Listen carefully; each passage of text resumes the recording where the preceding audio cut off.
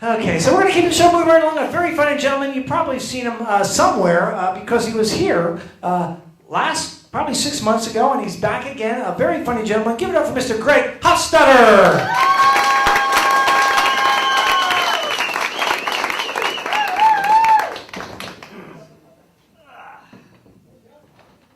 Man, what a good-looking audience tonight. Everyone feeling good? Yeah, me too. I just got back from a 3-week family vacation where we rented a 32-foot RV.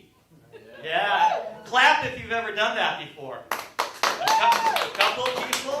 Yeah, if you haven't, it's kind of like driving this room. Although I think this room has a tighter turning radius.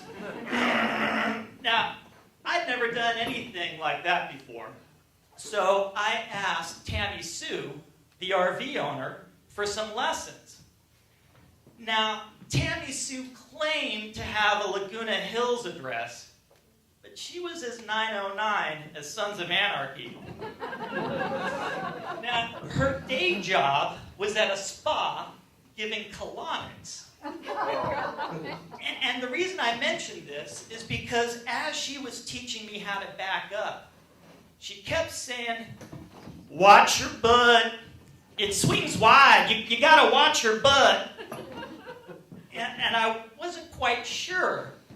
Was she referring to my driving, or did she just want to give me an enema right there in the parking lot? She did seem awful keen to show me how to dump the septic tanks. I have to say, I do feel 10 pounds lighter. Finally got rid of that bubblicious I swallowed in grade school. But it was a great trip. And it really reinforced the idea that overcrowding is an imaginary problem. You know, here in Orange County in LA, don't we like to piss and moan about traffic, small backyards, having to share the same oxygen as Justin Bieber? But really, once you drive north of Magic Mountain, we've got entire zip codes with nothing in them.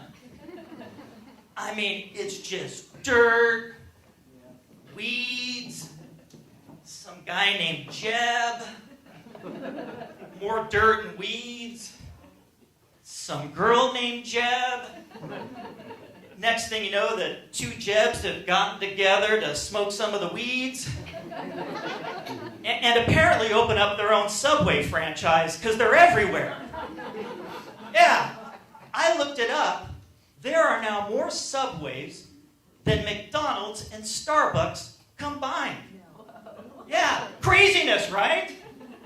Has Jared really gotten that lazy? What, the dude can't drive more than 20 feet before his next BMT? And what's in a BMT anyway? Do you know? Bacon, meat, tomato? No, I don't think there's bacon in it. No, I'm starting to think that BMT stands for baloney made from truckers. It would explain why there's one at every gas station. They lure long-haul truckers behind the counter with promises of free Cool Ranch Doritos. Then they bash them on the head, slice them up, and serve them on Asiago jalapeno bread. It's people. The Subway BMT is made from people. That is so totally not true, by the way. Truckers aren't people. But we are blessed in this country with an abundance of natural resources, which is good because China now owns over $1 trillion of U.S. national debt. Yeah, at any point, they could just cash out people. We might be forced to sell off some collateral, like Oregon. Oregon has trees, China needs chopsticks? If you want, we can call it the National Organ Donor Program. What? I'm not saying I want to sell organ. Yeah. I mean, my folks have been living there the last 30 years, and they're too old to learn Mandarin. The University of Oregon Ducks, they're just going to have to rename that the Peking Duck. And just imagine that poor mascot. Glazed, fried, hung upside down in the football stadium, a big vat of plum sauce for dipping. Just imagine what the Chinese are going to do when they take over the subways in Oregon. Yeah, I'm going to have the Mugu Gai sub, Kung Pao bread, 6-inch, 15.24 centimeters. Jeez. Lettuce, shredded carrots, bok choy, some of them little orange slices. Yeah, just pile them on. Well, hell yeah, I'm gonna want the combo with the green tea and fortune cookie. I'm just gonna get hungry again in an hour. Why? No, I'm not a trucker. Why do you ask? So here's a question for you all. With the recent NFL scandals, who suddenly became the happiest person in the world? Can anyone guess? No? Donald Sterling. He is so stoked. Yeah, finally off the front pages. And best of all, thanks to that Ray Rice elevator video, now he can tell his mistress, see, that's why you shouldn't hang out with blacks. What? I'm not a racist. I was just trying to protect your face. Hey, sugar tits, these bunions aren't going to rub themselves. I mean, for the longest time, Donald Sterling was only the third worst Donald with bad hair after Donald Trump and Donald Duck. But this has been his breakout year, right? I mean, he's just shot right past the Donald and earned his own nickname, the douche. No, it's true. Oh, excuse me. I mean, it still cracks me up. Months later, when I go back and listen to those interviews with the douche's mistress, when she tells Barbara Walters, I'm not a whore. Yeah, let's review those facts. Let's see. He was married. You were his personal assistant and 50 years younger. He called you an animal in bed. And you walked away with a Ferrari, a Range Rover, 2 Bentleys, and a $1.4 million duplex. If we can't call that whoring, we really should stop referring to Jeffrey Dahmer as a serial killer. Yeah, because by that logic, he was just a misunderstood go-getter with unconventional dining habits. The whole thing, remember, was started by Shelley Sterling, the douche's wife, because she decided to sue the mistress for egregious golding. I think that was the lawsuit. And you have to remember, at this time, the Sterlings were worth nearly $2 billion. I mean, that's not U.S. China money. But when you're worth nearly $2 billion, a couple of whore gifts are like sofa change. Shelley Sterling wasn't pissed about her husband's infidelity. She was bickering about the check. Excuse me, miss, excuse me. Yes. No, I didn't order this. What? I don't even know what teabagging is. What? Donald, you're getting overcharged. And she should know, right? Because Shelley Sterling is the one who set the exchange rate.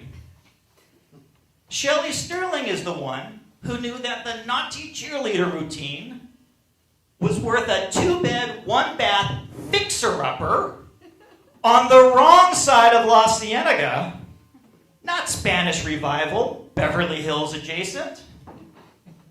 Yeah, Shelley Sterling knew that a hand job on the douche's Viagra-fied fossil was worth a long weekend in Tahiti, not a luxury SUV.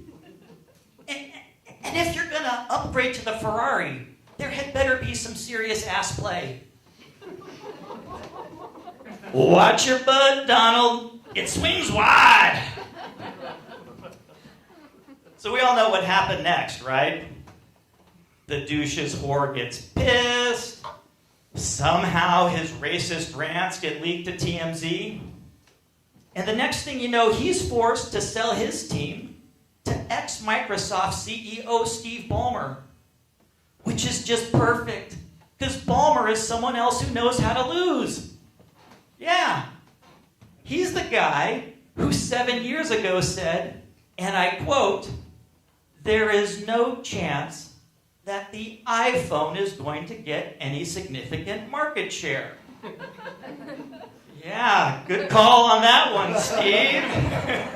He's going to fit right into the Clipper legacy, isn't he? Yeah.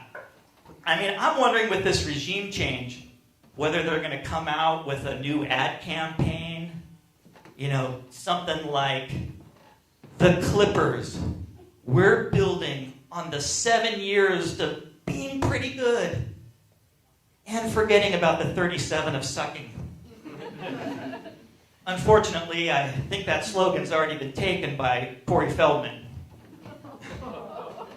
What? You like Corey?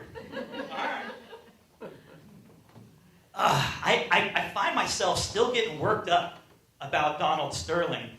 And I think it's because 15 years ago, I personally suffered from discrimination by his hands. Yeah. I know it kind of seems unlikely, huh? I mean, I'm not black. I'm not Mexican. I don't have a vagina. Well, anymore. Yeah. I look like I should be playing Nice Neighbor number 2 on a Hallmark Channel movie of the week. But so, bear with me, this is a true story, and this is how it went down. I'd gotten a work invite to a Clippers game with promises of a hospitality area, which is the only reason why I go. And so I show up, and this is in the old crappy sports arena, and what they call hospitality is this little roped off area in the main concourse with 2 chafing dishes of hot dogs and a tub of Budweiser. I know. You call that corporate smoozing? Domestic beer? In a can?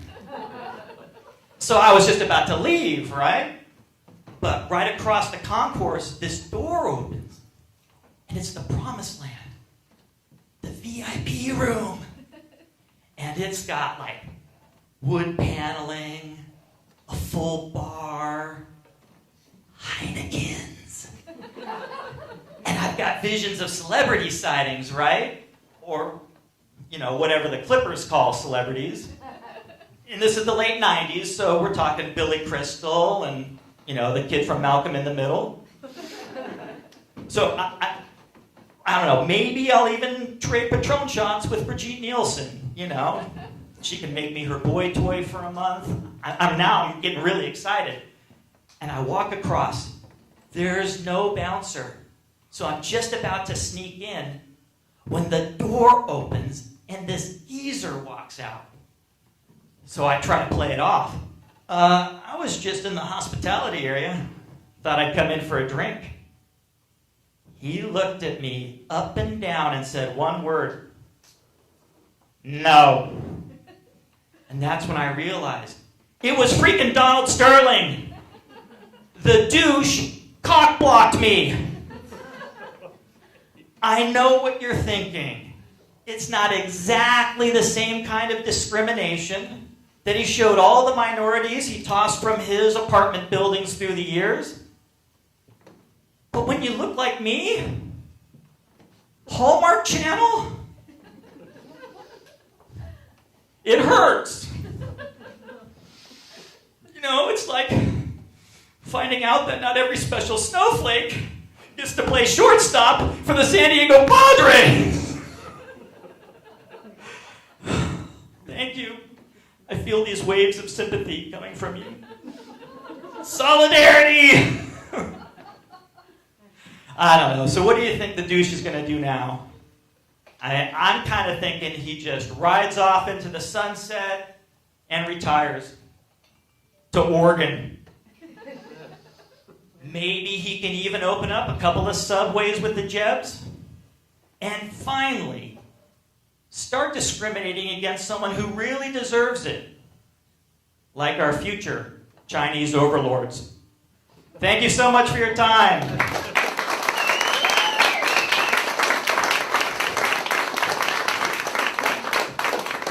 Greg Huffstutter. Greg Huffstutter. Greg Huffstutter.